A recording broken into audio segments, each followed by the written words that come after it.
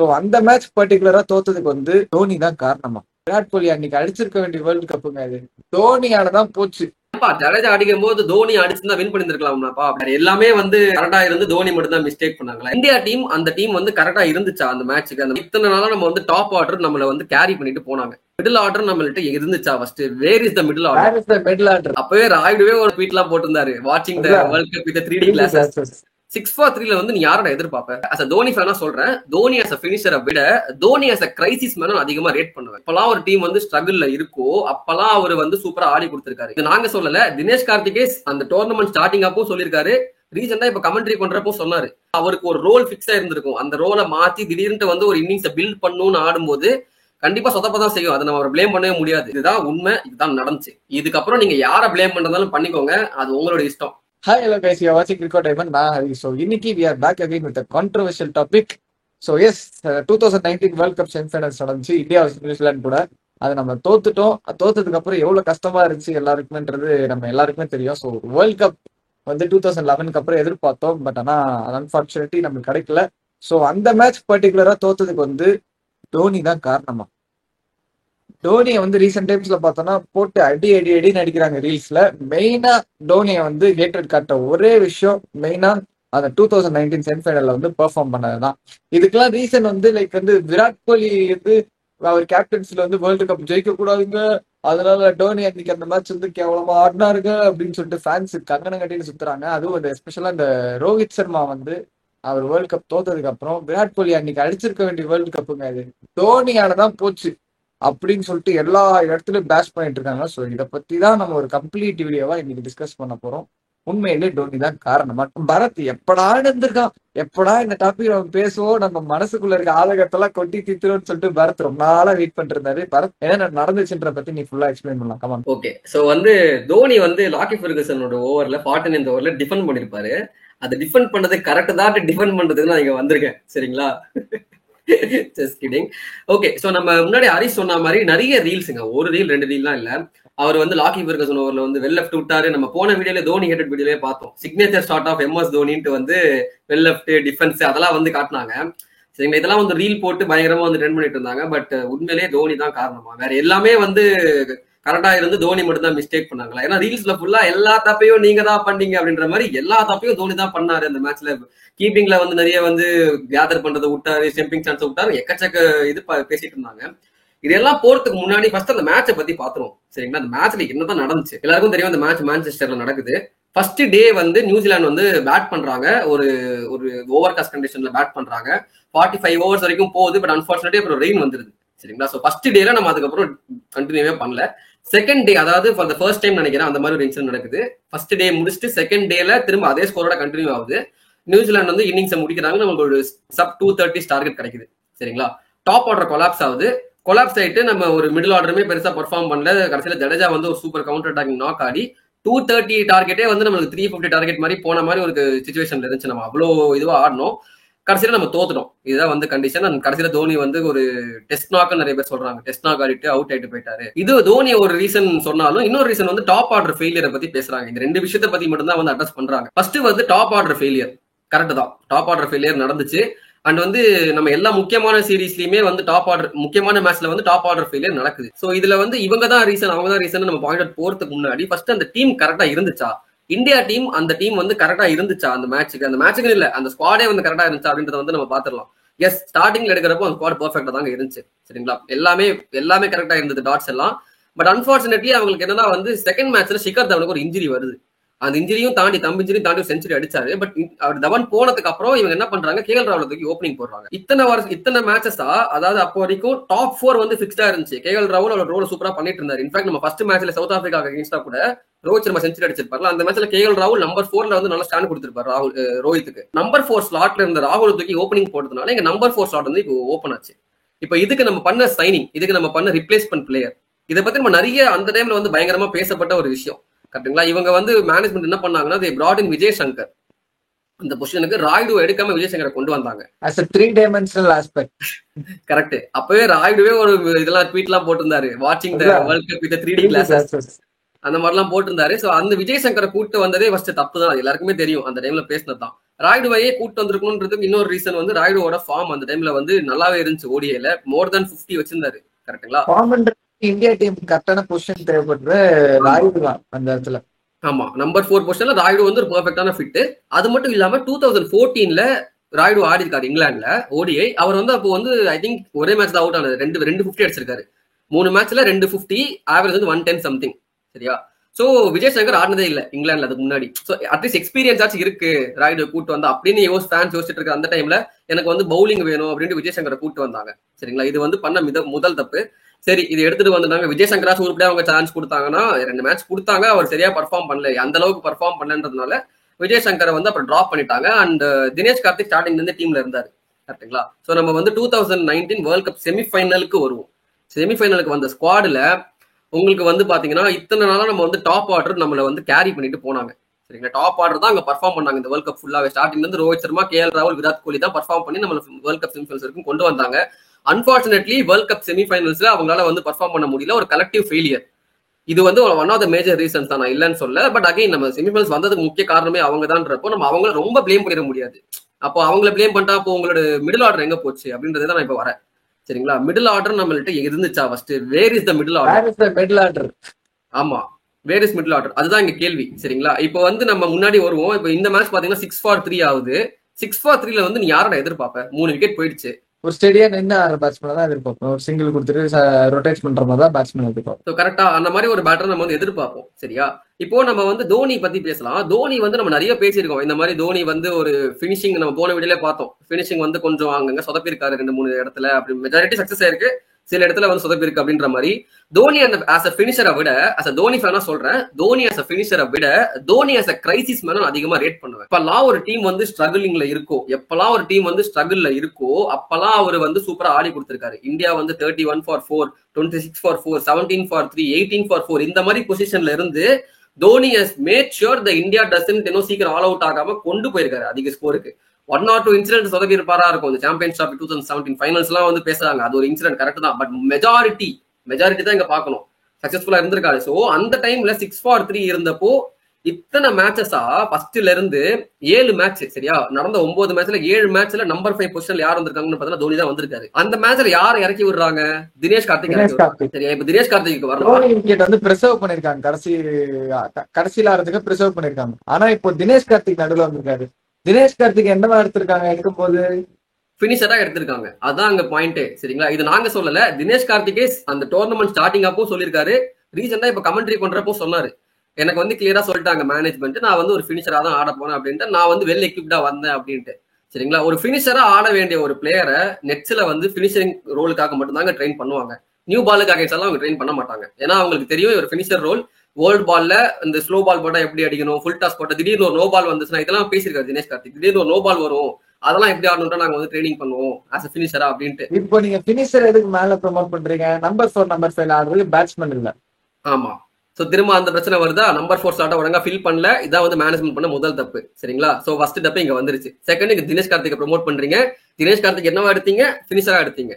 பினிஷரா ஆட வேண்டிய ஒரு பிளேயரை கொண்டு போய் நம்பர் 5 ஆடினா அவர் கண்டிப்பா அவருக்கு அந்த எக்ஸ்பீரியன்ஸ்.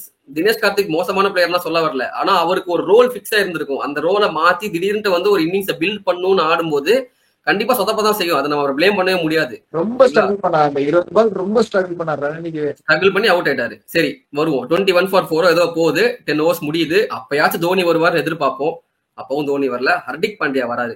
இதுல என்ன பிரச்சனை அப்படின்னா, ஹர்திக் பாண்டியா, ரிஷப் பண்ட் 2 பேருமே அந்த டைம்ல வந்து நியூபீஸ், பெருசா எக்ஸ்பீரியன்ஸ் இல்ல. 2-3 வருஷம் எக்ஸ்பீரியன்ஸ் தான். சரிங்களா?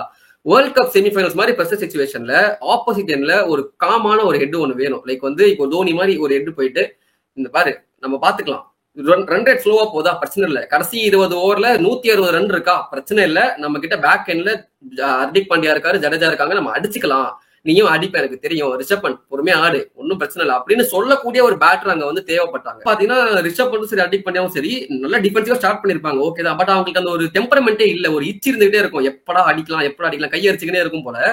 தேவையில்லாம ஒரு ஷார்ட் ஆடி ரிஷப் பண்ட் அவுட் ஆறாரு. ஃபைனலா தோனி வராருங்க. தோனி வரப்பே வந்து 61 for 5 ஏதோ அந்த டைம்ல தான் வராரு. சரிங்களா? வந்த உடனே அவரும் ஹர்திக் பாண்டியா ஒரு பார்ட்னர்ஷிப் போடுறாங்க. அண்ட் வந்து ஹர்திக் பாண்டியாவும் தோனியும் ஒரு பார்ட்னர்ஷிப் போட்டு கொஞ்சம் கொஞ்சமா ஸ்டெடியா எடுத்துட்டு போறாங்க. அண்ட் ஐ திங்க் ஒரு 31st ஓவர்ல நினைக்கிறேன் சாட்னர் கிட்ட வந்து நம்ம ஹர்திக் பாண்டியா வந்து அடிக்க போய் அக்ரெஷனா அவுட் ஆறாரு. நீங்க கரெக்டா பாத்தீங்கன்னா அந்த மேட்ச் முன்னாடி ஓவர் வந்து முடியும் போது தோனி வந்து சொல்லியிருப்பாரு, ஆராம்சே பொறுமையா அடிக்க, நம்ம ஓவர்ஸ் வந்து நிக்கணும் அந்த மாதிரி சொல்லியிருப்பாரு. அடுத்த ஓவரே வந்து இந்த ஓவர் அட்டாக் பண்றேன் அப்படின்னு சொல்லிட்டு அடிக்க போய் அவுட் ஆயிருப்பாரு. ஹர்திக் பாண்டியா அவுட் ஆயிட்டு போகும்போது அவருக்கு மூஞ்சி இல்ல, தோனியை பார்க்கறது எனக்கு மூஞ்சே இல்ல. அப்படியே வந்து தோனி முறைக்கிறாரு. ஹர்திக் பாண்டியா வந்து தோனி பார்க்காம டிசப்பாயிண்ட் ஆயிடுவார். தோனி இப்படி பேட்டை போட்டு ஒரு மாதிரி தொடையில இப்படி பேட்டை போட்டு கீழே பார்த்துட்டு இருப்பாரு. ஹர்திக் பாண்டியா கூட அப்படியே நடந்து போவார். தோனி அப்படியே பார்க்கவே தலைப்புல இல்லை. நிறுத்தாம அப்படியே நடந்து போயிட்டு இருப்பாரு. ஆமா, போயிட்டு இருப்பாரு ஹர்திக் பாண்டியா. சரிங்களா. இதுதான் ஃபர்ஸ்ட் 97 for 6ங்க. நான் ஓப்பனா சொல்றேங்க, நான் தோனி ஃபேன் அப்படிலாம் நான் பாக்கல. சரிங்களா, இந்த இடத்துல இந்தியாவோட கதை முடிஞ்சா நான் நினைச்சேன், ஆனஸ்டா சொல்லணும். சரிங்களா, ஏன்னா இது எல்லாமே சொதப்பியாச்சு. இதுக்கு முன்னாடி வந்து எதுவுமே ப்ராப்பரா நடக்கல. அப்படி இருக்கும்போது அங்க வந்து ஒரு பினாமினல் நடக்குது. அந்த ஜடேஜா வராரு.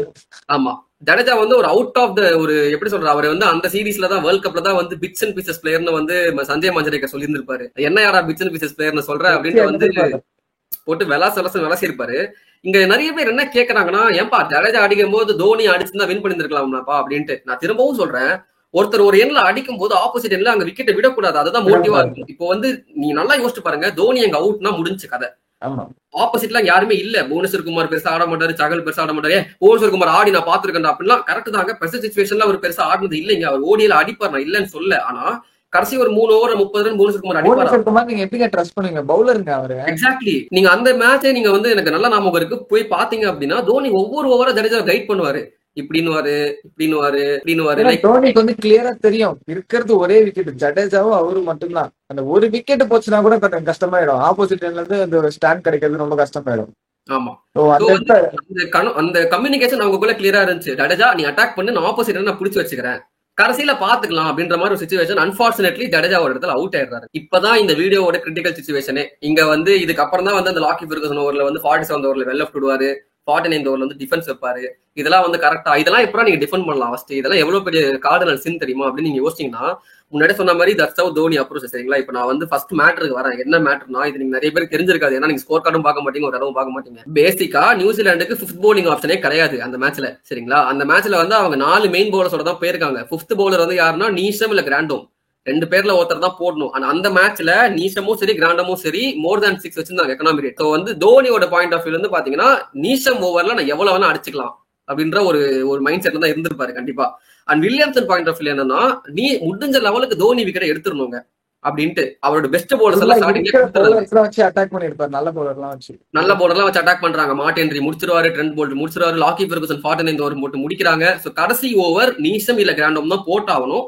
ஆனா அவங்களோட பெட் நீஷம் மேலதான் இருந்திருக்கும். ஏன்னா 7 ஓவர்ஸ் போட்டிருக்காரு, 43 ரன்ஸ் கொடுத்தாலும் 7 ஓவர்ஸ் போட்டிருக்காரு. அவங்க நீஷமுக்கு தான் போயிருப்பாங்க. சரிங்களா, இப்ப தோனியோட point of view வருவோமே, 25 from 11 balls இருக்கு, 31 from 12 இருந்துச்சு. ஃபர்ஸ்ட் பால் 6 அடிக்கிறாரு, 25 from 11 போகுது. சரிங்களா, அவரோட பாயிண்ட் ஆஃப் வியூ என்னன்னா, எனக்கு கடைசி ஓவர்ல 18 ரன் இருந்தாலும் பரவாயில்ல, 20 ரன் இருந்தாலும் பரவாயில்ல, என்னால நீஷம் அடிக்க முடியும்ன்ற ஒரு கான்பிடன்ஸ்.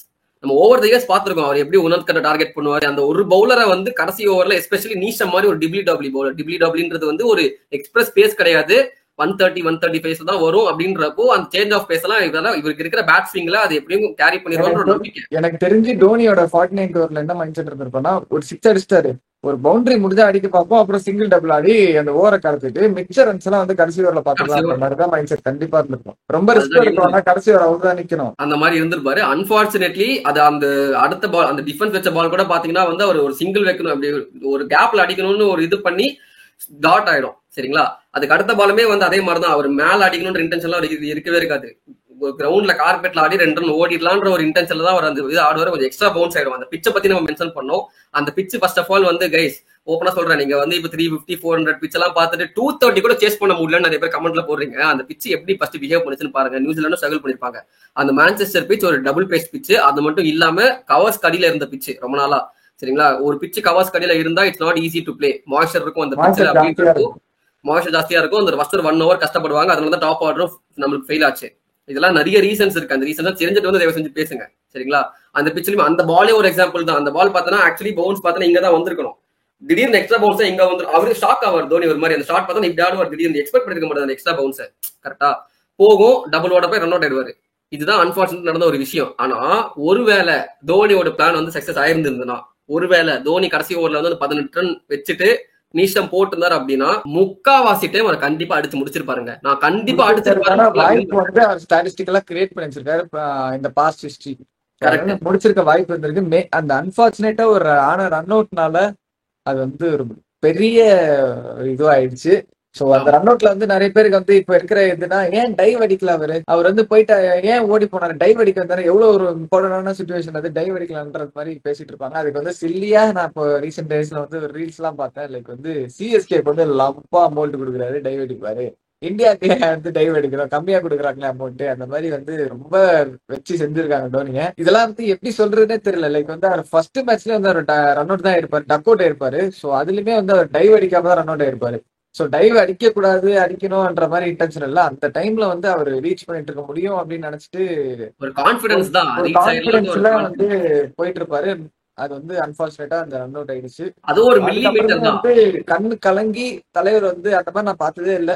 கண்ணு கரெக்ட். கலங்கி பெவிலியனை நோக்கி வந்துட்டு இருப்பாரு. அது அப்படியே வந்து ஒரு மாதிரி ஃப்ரஸ்ட்ரேஷனோட வந்துட்டு இருப்பாரு. அது காமிப்பாங்க. ஸோ அதுலயே கிளியரா தெரிஞ்சுது இது வந்து அவுட் ஆஃப் த பாக்ஸ். எங்கிருந்து வந்து இந்த ரன் அவுட் வந்துச்சுன்ற மாதிரி நம்ம எல்லாம் பிளான் பண்ணி வச்சிருந்தோமே, அவுட் ஆஃப் த பாக்ஸ்ன்ற மாதிரி தான் டோனி வந்து ரொம்ப அப்செட்டா போயிருப்பாரு. இப்ப நான் திரும்ப வந்து பாயிண்ட்டுக்கே வரேன். இப்போ வந்து தோனி இது பண்ணாருன்னு நம்ம பார்த்தோம். ஃபர்ஸ்ட் உங்க மிடில் ஆர்டர் எங்க? மிடில் ஆர்டர்ல ராகுல தூக்கிட்டு நீங்க கூப்பிட்டு அந்த சைனிங் கரெக்டான சைனிங்கா? விஜய் சங்கரை கூப்பிட்டு சைனிங்கா? விஜய் சங்கரை நீங்க வந்து டிராப் பண்ணிட்டு தினேஷ் கார்த்திக் ஆட வைக்கிறீங்க. தினேஷ் கார்த்திக் எங்க ஆட வச்சிருந்திருக்கணும்? ஏன் அவரை வந்து நம்பர் 5 ஆட வச்சீங்க? ஒரு பினிஷரே நம்பர் 5 ஆட வச்சீங்க. இப்போ இதே நீங்க வந்து ஒரு சினரை யோசிச்சு பாருங்களேன். 6-3 தோனி வராரு.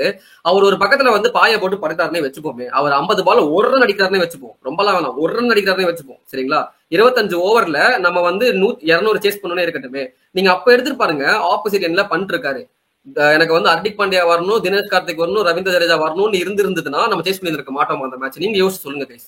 சப்ஸ்கிரைபர்ஸா வியூவர்ஸா நீங்க சொல்லுங்க, அந்த மேட்ச் எப்படி போயிருந்திருக்கும்? அந்த மேட்ச் நடந்து முடிஞ்சிருச்சு. நம்ம அதை பத்தி இப்ப எதுவும் மாத்தி பேச முடியாது. ஜஸ்ட் ஒரு சினரிவை யோசிச்சு பாருங்க, யோசிச்சு சொல்லுங்க. ஒரு பேட்டிங் ஆர்டரோட ஷஃபிள்னால எப்படி ஒரு டீமோட பெர்ஃபார்மன்ஸே இம்பாக்ட் ஆச்சு அப்படின்றதுதான் ஒரு பெரிய எக்ஸாம்பிள் இது. ஆமா. இப்ப நீங்க யாரை பிளேம் பண்ணுவீங்க? நீங்க வந்து அந்த டெசிஷன் யார் எடுத்தாங்க? விராட் கோலியா, ரவி சாஸ்திரியா, யார் எடுத்தாங்கன்னு நம்மளுக்கு தெரியாது. சரிங்களா? அவங்கள பிளேம் பண்ணிருக்கணும். அவங்கள தானே பிளேம் பண்ணணும். அது வந்து one of the reasons. Actually வந்து அந்த டைம்ல ஒரு பெரிய கான்ட்ரவர்சியா போயிட்டு இருந்தது என்னன்னா, விராட் கோலிக்கு சுத்தமா அம்பட்டி ராயுடு பிடிக்காது.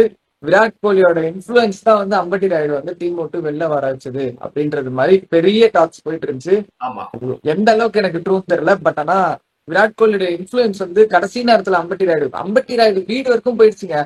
அம்பட்டி ராயுடு வீடுக்கு வந்து கிட்டு போயிடுச்சு, எல்லாமே ஜெர்சி எல்லாமே போயிடுச்சு. எல்லாமே போனதுக்கு அப்புறம் அம்பட்டி ராயுடு வந்து 2019 வேர்ல்ட் கப் ஸ்குவாட்ல வந்து எடுக்கல.